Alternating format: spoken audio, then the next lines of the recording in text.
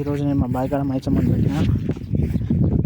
మైసమ్మను పెట్టడానికి కారణం ఏంటిదంటే ఇది నాది అని వాళ్ళకి తెలపడానికి, మా అన్న వాళ్ళకు. నేను ఇది మూడోసారి నేను మైసమ్మను పెట్టుడు. 2 సార్లు పెడితే 2 సార్లు వీకేసిర్రు. ఏంటిదని నన్ను ఎవరు ప్రశ్నించలే. ఇది మూడోసారి పెట్టిన. ఈ మూడోసారి పెడితే కూడా ఇక్కడికి ఏ ఒక్కరు కూడా రాలేదు. మా అన్న వాళ్ళు ఏంటిదంటే వాళ్ళు ఏమని అంటారంటే బయట వాళ్ళైతే పెట్టుకొని మేము బీకేసుకుంటాం అని చెప్పేసి అని మాట్లాడతారు. వాళ్ళు ఎందుకు అట్లా మాట్లాడతారు? అది వాళ్ళ భూమే కదా, ఇది వీళ్ళది అన్నప్పుడు వీళ్ళు రావాలి డైరెక్ట్గా.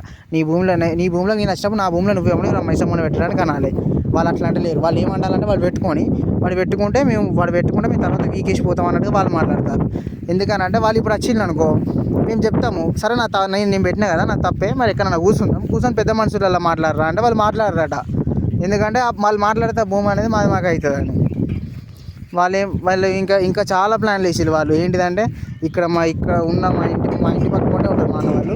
అక్కడ నుంచి మా అన్న మా పెద్దనాన్న వాళ్ళు ఖాళీ చేసి ఏంటిదంటే వేరే ఊర్లలో, వేరే ఉస్నాబాద్లో మా అన్న కిరాయికుంటాడు, గాంధీనగర్లో మా పెద్దనాన్న కిరాయికుంటాడు.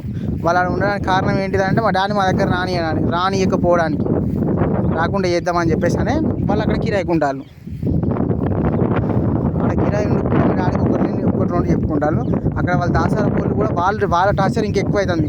వీళ్ళేమో దాసార వాళ్ళకి ఫోన్ చేసి వాళ్ళకి అన్ని ఇన్ఫర్మేషన్ చెప్పుకుంటా వీళ్ళు ఇట్లా చేస్తారు వాళ్ళు అట్లా చేస్తారు అంటే అక్కడ మా డాడీని ఒక మానసికంగా ఘోరంగా టార్చర్ చేస్తారు.